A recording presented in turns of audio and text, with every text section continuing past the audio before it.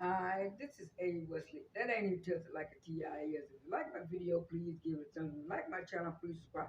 This is part two of the Kandi and the Game review. I'm going to start right here with Kandi going to visit the old lady gang, which is her Aunt Nora, her Aunt Bertha, and her mother, Mama Joyce. And she wanted to get their take on the restaurant. She asked, she took the sisters all aside and she talked to them separately. And the first one she talked to was Aunt Bertha. Aunt Bertha told her problem is her employees, and none of them want to do anything. And then and then and then Aunt Nora said the same thing. She said it's the staff, it's the employees. They don't want to listen, and they think they can do anything they want. And then when she asked Mama Joyce, Joyce said, "Yeah, that general manager Brandon, he really don't care about the restaurant or the job. He don't want to do nothing anyway." And so when she thought about it, she said, "Really?" And she said, but Mama Joyce, one of the employees said that y'all be trying to tell them what to do, and y'all in the kitchen. Y'all just only supposed to be there to take pictures and do that stuff. And then Mama Joy said, "Well, those young people don't want to listen to nobody." And then all three of them said they don't want to work.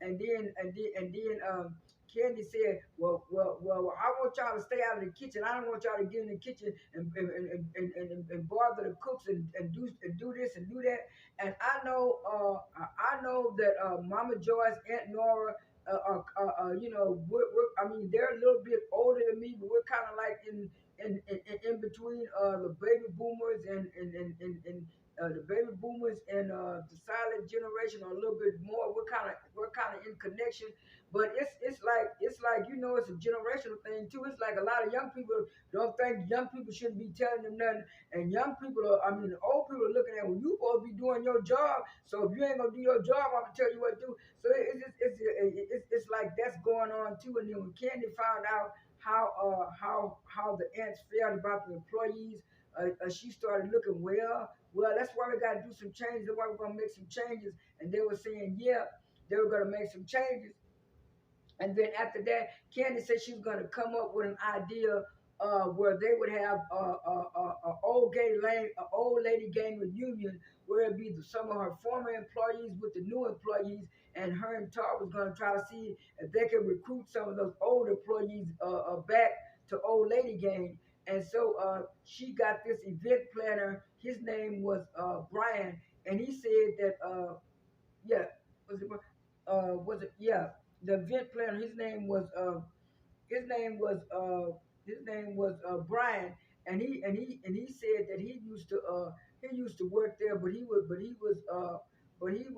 wearing himself thin, and so he was there just to plan the events, because he said Kenny used to have a lot of events before the pandemic, and he was the event planner and what you call. And so then they showed no, let me go back. Torrin was the event planner, and Brian was the ex bartender, and so Brian also showed up at the old lady gang party, and Kandi called it a toupee. We know it was a toupee, it was a wig piece, but he was saying that he was there to for the party. And he was also there passing out flyers and having his own business. Todd told him, "You trying to promote your business on my thing?" He said, "Yeah, Todd, yeah." And so they went on and let him by. And then Torrin showed back up, the event planner, in that light pink jumpsuit, short jumpsuit. I mean, he looked like a nice guy to me. He didn't look like anything out of the ordinary. He was a nice, young looking guy. And so it was like after that they introduced us to I think his name, if I'm not mistaken, okay, Rashad. They introduced us to Rashad, and he's a hostess at Blaze, and they were saying Blaze was more of an upscale casual dining restaurant, and OLG is kind of like the urban ghetto type soul food restaurant. But anyway, he came there and Kandi was talking to him, and Kandi was asking Rashad, would he mind coming, being a hostess over there at Old Lady Gang, for some, off and on, because she was saying sometimes they got three hostess, but sometimes the regular hostess don't show up. So he said, okay, yeah, I'll do it for you. He said, but what it is, he was getting paid much less at Old Lady Gang than he was Blaze. So I guess Blaze is paying more. But anyway, we know why he came, because he wanted to be on TV too. But anyway, here comes Shawn coming to the party, and had on some long.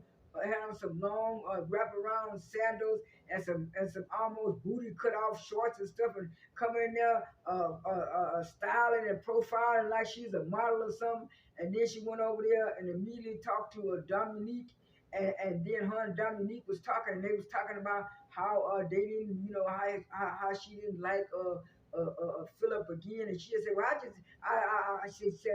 know how to work with him. I just go on my business, leave him alone. I'm just there to do my work. And then Shadrika said, well, I'm gonna have to probably take that attitude too. You sure about to take that attitude if you want that job? But anyway, everybody was at the party, and Brandon was trying to flirt with Dominique, and they were all talking. And then Philip showed up, and then Chandrika went the other way, and then they got to reintroducing themselves to other people. And then somebody said, "Ooh, Dominique is getting drunk." She said, "No, I'm not getting drunk. I'm all right." They said, "Yes, she was getting drunk." And then Todd saw that, and then Todd closed the party down. And then the next day, Rashad came to Old Lady Gang, and Brandon told him where Philip was, and Philip told him that he was going to show. And then Philip was saying, well, where's Chandrika? Chandrika's supposed to be here to show him how to do the stuff. And they were saying, ain't nobody seen Chandrika. And then the production switched to Chandrika, and she was in her car fussing at people at the light, and fussing at people at the light, and taking rollers out of her hair and cussing and all that kind of stuff. And then she finally showed up at Old Lady Game 2 minutes before they got ready to open. And Philip immediately said, that's unacceptable. You can't show up for a job 2 minutes before it's open. You're supposed to be there a whole hell of time.